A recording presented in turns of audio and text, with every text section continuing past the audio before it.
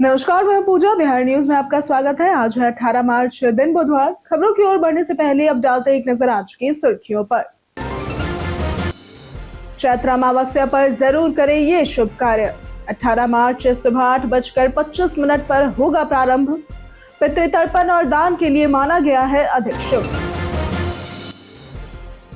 Bihar civil जज के पदों पर भर्ती के लिए आज है अंतिम तारीख। कुल 173 पदों पर होगी भर्ती। 3 चरणों में होगा चयन। बिहार में कक्षा 4 से 6 तक के बच्चों की भाषा और गणित में होगा सुधार। शिक्षा विभाग ने बनाई 4 चरणों की योजना। अप्रैल से मई के बीच शुरू होगा पहला चरण। राजस्व कर्मियों की हड़ताल के बीच नए गाइडलाइन हुए जारी। सचिव जय सिंह ने जारी किए कुल 7 दिशा निर्देश। 15 अप्रैल तक लंबित मामलों के निपटारे का लक्ष्य किया गया निर्धारित। बिहार सरकार की अपील, अवैध खनन रोके और पुरस्कार पाए। सूचना देने वाले को मिलेगा बिहारी योद्धा पुरस्कार। 5 से 10,000 तक हो सकता है इनाम। एलपीजी केवाईसी पर सरकार ने दी सफाई। सभी उपभोक्ताओं के लिए नहीं होगी अनिवार्य। पहचान सत्यापित नहीं करने वालों पर ही होगा लागू। बिहार के वैभव सूर्यवंशी ने अंडर-19 विश्व कप फाइनल की पारी को बताया सबसे खास। इसी पारी की बदौलत अंडर-19 टीम ने जीता था 6ठी बार का खिताब। लोकप्रियता से दूर रहकर प्रदर्शन पर फोकस रखने की कही बात। चलिए अब बढ़ते हैं अब तक की 25 बड़ी खबरों की ओर विस्तार से। बिहार सिविल जज के पदों पर भर्ती के लिए आज है अंतिम तारीख। बिहार में न्यायिक सेवा में करियर बनाने के इच्छुक युवाओं के लिए बड़ी खबर है। बिहार लोक सेवा आयोग या बीपीएससी ने सिविल जज यानी कि जूनियर डिवीजन के 173 पदों पर भर्ती निकाली गई थी, जिसकी अंतिम तिथि 18 मार्च 2026 यानी कि आज है। आवेदन शुल्क 100 रुपए है। उम्मीदवार के पास एलएलबी की डिग्री और बार काउंसिल ऑफ इंडिया से मान्यता होना जरूरी है। न्यूनतम आयु 22 और अधिकतम 35 वर्ष व 40 वर्ष महिला व आरक्षित वर्गों के लिए है। चयन 3 चरणों में होगा। प्रारंभिक परीक्षा, मुख्य परीक्षा और इंटरव्यू। आवेदन बीपीएससी की वेबसाइट bpsc.bih.nic.in पर ऑनलाइन किया जा सकता है। बिहार सरकार की अपील, अवैध खनन रोके और पुरस्कार पाए। बिहार सरकार का सूचना एवं जनसंपर्क विभाग अवैध खनन के खिलाफ जनता से सक्रिय भागीदारी की अपील कर रहा है। किसी भी अवैध खनन की जानकारी देने पर सूचना देने वाले को बिहारी योद्धा पुरस्कार दिया जाएगा। ट्रैक्टर पकड़वाने पर 5,000 रुपए और ट्रक या बड़े वाहन पकड़वाने पर 10,000 रुपए का पुरस्कार मिलेगा। जानकारी देने के लिए आप 9472238821 या फिर 0612221536 या 9473191437 या फिर 9031035247 या फिर ईमेल भी कर सकते हैं scc.bihar@gov.in पर। सूचना देने वाले का नाम गोपनीय रखा जाएगा। ये पहल अवैध खनन रोकने और राज्य में कानूनी और पारदर्शी खनन सुनिश्चित करने के उद्देश्य से शुरू की गई है। चैत्र अमावस्या पर जरूर करें ये शुभ कार्य। चैत्र अमावस्या इस वर्ष 18 मार्च यानी कि आज सुबह 8:25 से 19 मार्च सुबह 6:52 तक रहेगी, जिससे तिथि 2 दिनों में पड़ रही है। धार्मिक दृष्टि से 18 मार्च पितृतर्पण और दान के लिए अधिक शुभ माना गया है, क्योंकि इस दिन दोपहर में अमावस्या विद्यमान रहेगी। अमावस्या पर पितरों की शांति के लिए तर्पण, पिंडदान और दान का विशेष महत्व है। 19 मार्च से चैत्र शुक्ल प्रतिपदा के साथ नवरात्रि शुरू होगी, जो 27 मार्च तक चलेगी। इस दिन स्नान, सूर्य अर्घ्य, शिव पूजा, पीपल पूजन, दीपदान और जरूरतमंदों को भोजन कराना शुभ माना जाता है। यहाँ बताए गए किसी भी जानकारी पर अमल करने से पहले संबंधित विशेषज्ञों की सलाह अवश्य लें। बिहार में कक्षा 4 से 6 तक के बच्चों की भाषा और गणित में होगा सुधार। बिहार में कक्षा 4 से 6 के छात्रों की भाषा, लेखन और गणितीय दक्षता सुधारने के लिए शिक्षा विभाग ने 4 चरणों की योजना बनाई है। पहले चरण में भाषा और गणित की सरल व रोचक गतिविधियों पर आधारित कक्षाएं चलेंगी, जिसमें 2 शिक्षक जिम्मेदार होंगे। इसके साथ ही शिक्षकों का उन्मुखीकरण और रिसोर्स पर्सन की पहचान होगी। दूसरा चरण जून में शुरू होगा, जिसमें स्वयं सेवकों और समुदाय की भागीदारी के साथ गतिविधि आधारित शिक्षण होगा तथा कक्षा 5 से 6 के लिए समर कैंप आयोजित होंगे। तीसरा चरण जुलाई से सितंबर तक चलेगा, जिसमें सीखने के स्तर को और मजबूत किया जाएगा। दिल्ली से बिहार सीधी एसी बस सेवा होगी शुरू। दिल्ली ट्रांसपोर्ट कॉर्पोरेशन यानी कि डीटीसी जल्द ही दिल्ली से बिहार सहित अन्य राज्यों के लिए अंतरराज्यीय एसी बस सेवा शुरू करने की योजना बना रहा है।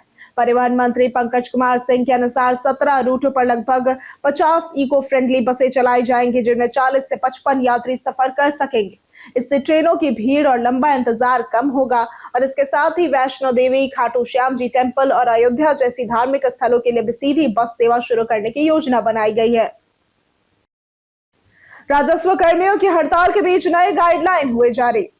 बिहार में अंचल अधिकारियों और राजस्व कर्मचारियों की हड़ताल से राजस्व न्यायालयों में बड़ी संख्या में मामले लंबित हो गए। स्थिति पर चिंता जताते हुए राजस्व एवं भूमि सुधार विभाग के सचिव जय सिंह ने सभी संबंधित अधिकारियों को पत्र लिखकर कार्य संचालन के लिए 7 गाइडलाइन जारी की है। इनमें बिना नोटिस एक्सपर्ट आदेश नहीं देने, अनावश्यक स्थगन एडजर्नमेंट से बचने, सीमित अवसर में लिखित बयान लेने और 3 दिनों के भीतर सुनवाई पूरी करने जैसे निर्देश शामिल है। इसके साथ ही AI टूल्स के उपयोग की अनुमति भी दी गई है और 15 अप्रैल तक लंबित मामलों के निपटारे का लक्ष्य निर्धारित किया गया है। आज सीएम नीतीश की यात्रा नवादा में प्रस्तावित। मुख्यमंत्री नीतीश कुमार 18 मार्च 2026 यानी कि आज नवादा जिले में अपनी समृद्धि यात्रा के तहत कुंती नगर, बुधौल और ITI परिसर का दौरा करेंगे। हेलीकॉप्टर से कुंती नगर मैदान में उतरने के बाद वे सड़क मार्ग से बुधौल स्थित होमगार्ड कार्यालय पहुंचेंगे और महिला होमगार्ड जवानों से मुलाकात कर प्रशिक्षण व्यवस्था की समीक्षा करेंगे। इसके बाद संजीवनी पार्क और विकास योजनाओं का निरीक्षण करेंगे। जनसभा के लिए IIT मैदान में विशाल जर्मन हैंगर पंडाल तैयार किया जा रहा है। सुरक्षा व यातायात की विशेष व्यवस्था की गई है। 5 किलोमीटर के क्षेत्र को नो फ्लाई जोन घोषित किया गया है। पटना के महावीर मंदिर में रामनवमी की तैयारियां हुई शुरू। पटना जंक्शन स्थित महावीर मंदिर में 27 मार्च को रामनवमी मनाई जाएगी। मंदिर का पट रात 2 बजे खुलेगा और 15 मिनट की आरती होगी। इसके बाद प्रसाद वितरण और दर्शन जारी रहेंगे। रामनवमी तैयारी के लिए डीएम डॉक्टर त्यागराजन SM और सीनियर SP कार्तिकेय शर्मा की मौजूदगी में समीक्षा बैठक हुई। महिला भक्तों के लिए मल्टी लेवल पार्किंग की मांग की गई। मंदिर में 15 नैवेद्यम, लड्डू काउंटर, LED स्क्रीन, पानी, शरबत, मेडिकल कैंप, मोबाइल शौचालय और सुरक्षा के लिए 100 से 120 प्राइवेट कर्मी तैनात होंगे। 24,000 किलो नैवेद्यम तैयार करने का लक्ष्य रखा गया है। बिहारी बर्थडे स्पेशल में आज बात होगी परिवार प्रणति की। परिवार प्रणति एक भारतीय टीवी अभिनेत्री है जो मुख्यतः हिंदी धारावाहिकों में अपने अभिनय के लिए जानी जाती है। उन्होंने वादा रहा और विद लव, दिल्ली जैसे शो में काम किया और हमारी सिस्टर दीदी में अमृता की भूमिका निभाई। हाल ही में वो वागले की दुनिया नई पीढ़ी नए किस्से में वंदना वागले के रूप में भी नजर आई और उनका जन्म पटना में हुआ और उन्होंने दिल्ली के लेडी श्री राम कॉलेज से पढ़ाई की। 2014 में उन्होंने पुनीत सचदेव से विवाह किया और 2017 में उनके बेटे का जन्म हुआ। LPG KYC पर सरकार ने दी अपनी सफाई। सरकार ने LPG KYC को लेकर भ्रम दूर करते हुए स्पष्ट कर दिया है कि यह सभी उपभोक्ताओं के लिए अनिवार्य नहीं होगा। पेट्रोलियम मंत्रालय के अनुसार KYC केवल उन्हीं ग्राहकों के लिए जरूरी है जिन्होंने अभी तक अपनी पहचान सत्यापित नहीं कराई है। पहले से KYC पूरा कर चुके उपभोक्ताओं को दोबारा प्रक्रिया नहीं करनी होगी। प्रधानमंत्री उज्ज्वला योजना के लाभार्थियों के लिए साल में एक बार KYC जरूरी है ताकि सब्सिडी का लाभ मिल सके और मंत्रालय ने यह भी कहा है कि KYC न होने पर गैस सप्लाई प्रभावित नहीं होगी। ये प्रक्रिया मुफ्त है और घर बैठे भी पूरी की जा सकती है। पटना कोतवाली में फिल्म आइडियल की शूटिंग हुई शुरू। पटना के कोतवाली थाना में हिंदी फीचर फिल्म आइडियल की शूटिंग जारी है, जहां पूरा सेट तैयार किया गया है। फिल्म के लीड एक्टर आरुष, जिन्होंने OMG 2 में पंकज त्रिपाठी के बेटे की भूमिका निभाई थी, वो भी मौजूद है और फिल्म का निर्देशन अमिताभ वर्मा कर रहे और प्रोड्यूसर श्रुति आनंदिता वर्मा है। कहानी बिहार आधारित है, जिसमें राज्य की नकारात्मक छवि को सुधारने का प्रयास किया गया है। फिल्म में पॉलिटिक्स, पुलिस और अपराध का संगम दिखेगा और शूटिंग पटना व राजगीर में होगी। बिहार में LPG कालाबाजारी पर हुई बड़ी कार्रवाई। बिहार के बेगूसराय और गोपालगंज जिलों में LPG गैस की कालाबाजारी और जमाखोरी के खिलाफ प्रशासन ने सख्त कार्रवाई की। बेगूसराय में 68 गैस एजेंसियों का निरीक्षण कर नियमों के पालन की जांच की गई और एक छापेमारी में 11 अवैध सिलेंडर बरामद कर FIR दर्ज की गई। वहीं गोपालगंज के श्रीरामपुर गांव में पुलिस ने गुप्त सूचना पर कार्रवाई करते हुए 16 घरेलू सिलेंडर जब्त किए। प्रशासन ने स्पष्ट किया कि अवैध भंडारण, अधिक वसूली और दुरुपयोग पर आवश्यक वस्तु अधिनियम के तहत कड़ी कार्रवाई होगी तथा लोगों से अफवाहों से बचने और शिकायत करने की अपील की गई।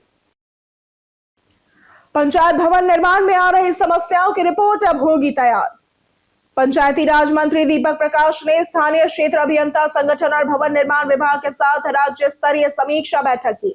उन्होंने पंचायत भवन निर्माण में आ रही समस्याओं की पंचायतवार रिपोर्ट तैयार करने और निरीक्षण रिपोर्ट के आधार पर आवश्यक कार्रवाई सुनिश्चित करने के निर्देश जारी किए। मंत्री ने लापरवाह अधिकारियों पर कार्रवाई, पंचायत भवनों की प्रगति रिपोर्ट पंचायत निश्चय पोर्टल पर अपलोड करने, तकनीकी स्वीकृति शीघ्र देने और उपयोगिता प्रमाण पत्र जल्द जारी करने का आदेश दिया। इस बैठक में पंचायती राज निदेशक नवीन कुमार सिंह और विशेष कार्य पदाधिकारी ललित राही सहित अन्य अधिकारी भी मौजूद रहे। मोतिहारी एनकाउंटर में शहीद हुए एसटीएफ जवान पंचतत्व में हुए विलीन। मोतिहारी में अपराधियों से मुठभेड़ के दौरान एसटीएफ जवान श्रीराम यादव शहीद हो गए। उनका पार्थिव शरीर सीवान के गांव पहुंचते ही माहौल गमगीन हो गया। पत्नी बेसुध हो गई और मां ने रोते हुए सैल्यूट किया। 4 साल के बेटे ने मुखाग्नि दी, जो कि बेटी भी पिता का इंतजार करती रही। अंतिम यात्रा में बड़ी संख्या में लोग शामिल हुए। 7 साल पहले शादी हुई थी और 2 छोटे बच्चे भी हैं। सोमवार की रात रेड पर गए जवान मुठभेड़ में शहीद हो गए और उनकी शहादत से पूरा गांव शोक में डूबा है और इसके साथ ही नम आंखों से उन्हें विदाई दी गई। मोतिहारी में पीएचसी के प्रधान लिपिक 10,000 रिश्वत लेते गिरफ्तार। बिहार में भ्रष्टाचार के खिलाफ बड़ी कार्रवाई करते हुए निगरानी अन्वेषण ब्यूरो ने कल्याणपुर पीएचसी के प्रधान लिपिक रवि कुमार चतुर्वेदी को 10,000 रुपए रिश्वत लेते रंगे हाथों गिरफ्तार किया। उन्होंने सेवानिवृत्त स्वास्थ्य कर्मी भरत ठाकुर से जीपीएफ और बकाया भुगतान के लिए 2% कमीशन मांगा था। शिकायत के बाद डीएसपी विप्लव कुमार के नेतृत्व में टीम ने जाल बिछाकर गिरफ्तारी की। आरोपी के पास से रंगे नोट बरामद हुए और इसे पटना ले जाया गया।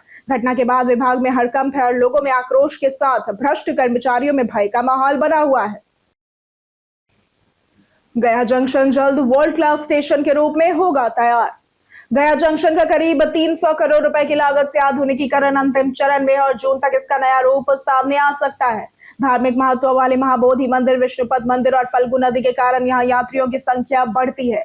स्टेशन पर प्लेटफॉर्म विस्तार, डिजिटल टिकटिंग, बेहतर waiting area, parking, e rickshaw stand और दिव्यांग सुविधाएं विकसित की जा रही है और इसके साथ ही सांस्कृतिक पेंटिंग, हाईटेक सुरक्षा सिस्टम और आधुनिक इंफ्रास्ट्रक्चर से यह स्टेशन यात्रियों को बेहतर सुविधा देने के साथ पर्यटन और स्थानीय अर्थव्यवस्था को भी बढ़ावा देगा। ऊर्जा विभाग अभियंता के खिलाफ भ्रष्टाचार का हुआ खुलासा।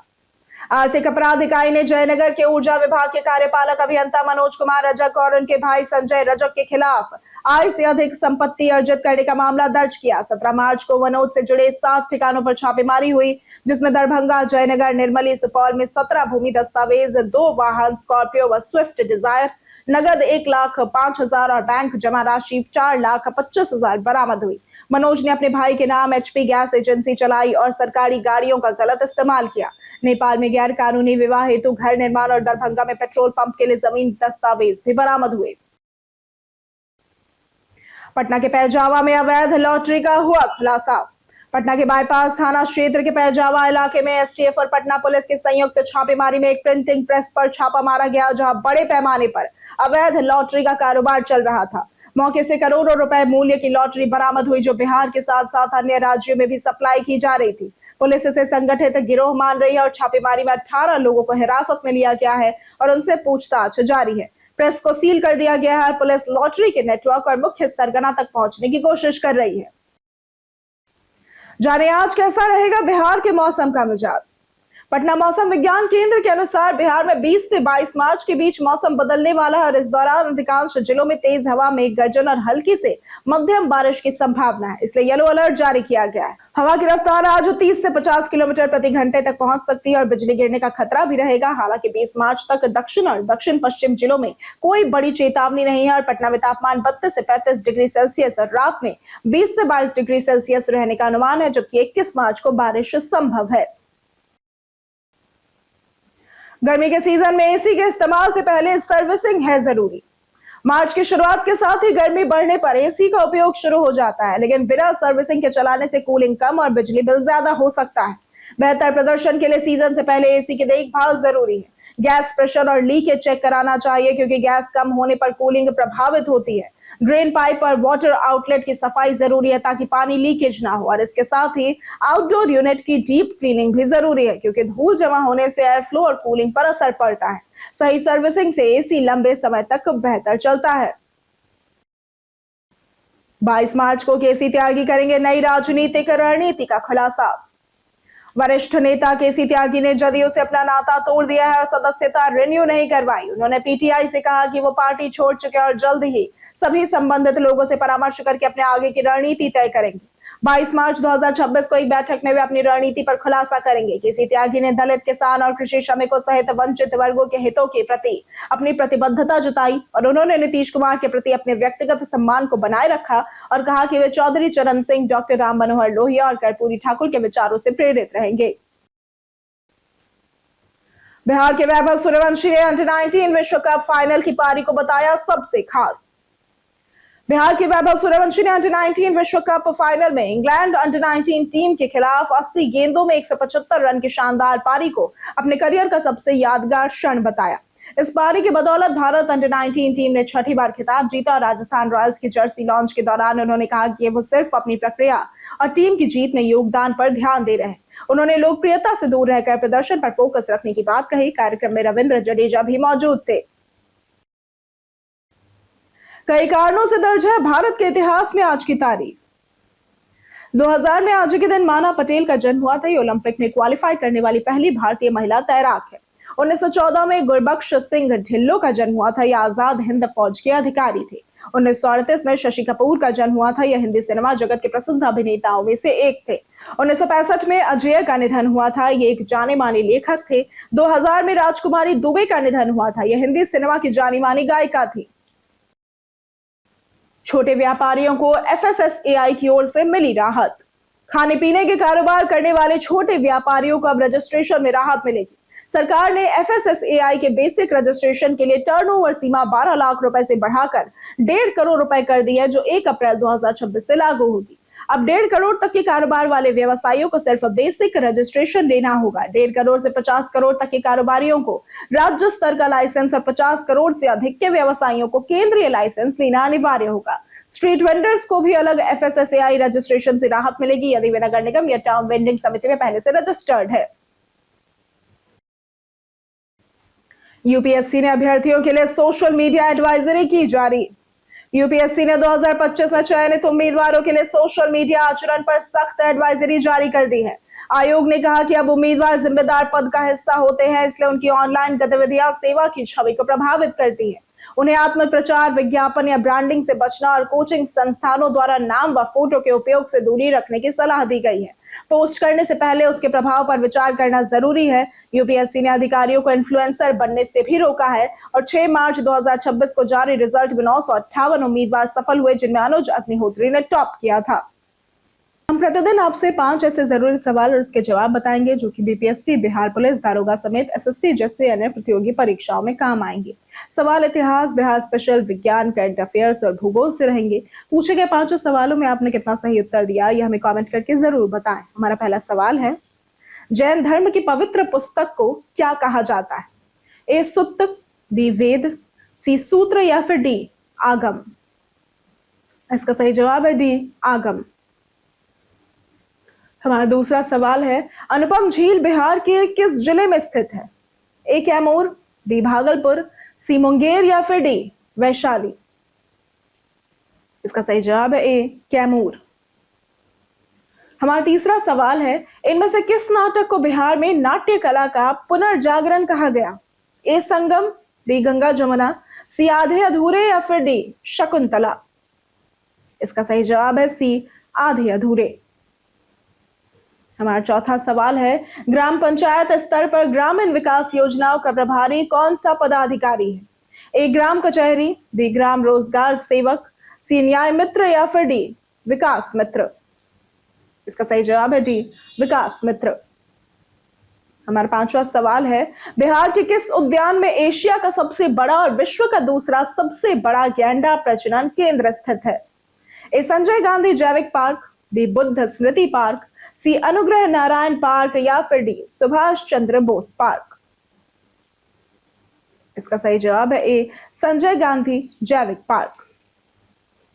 बीते दिन हमारे द्वारा पूछे गए सवाल का जवाब आप लोगों में से बहुत लोगों ने हमारे कमेंट सेक्शन में लिख कर दिया है। जिन्होंने हमारे द्वारा पूछे गए सवाल का जवाब दिया है उनके नाम है संजीत कुमार, राजेश मांझी, नंदन कुमार, पंचानन सिंह, ओम प्रकाश, महेश राय, सूरज राय, गोपाल सिंह, विकास तिवारी, मुरली पासवान, कृष्णा प्रसाद, राजीव कुमार, अनवर करीम खान, मधेश्वर मुखिया, प्रदीप पंडित, विनोद शाह, डिम्पल कुमारी, अमित कुमार, भोला पासवान, मुन्ना प्रसाद, अब्दुल मन्नान, रामलाल सोरेन, चेतन कुमार, श्वेता रॉय, अक्षय कुमार, दिलीप कुमार, नौशाद रजा, पार्वती कुमारी, अमरजीत यादव, रवि पूजा, अजीत कुमार और वीरेंद्र कुमार। इसी के साथ बढ़ते हैं आज के सवाल की ओर। आज का सवाल है, वर्क फ्रॉम होम बनाम ऑफिस के मामले में आपकी राय में कौन ज्यादा प्रोडक्टिव है?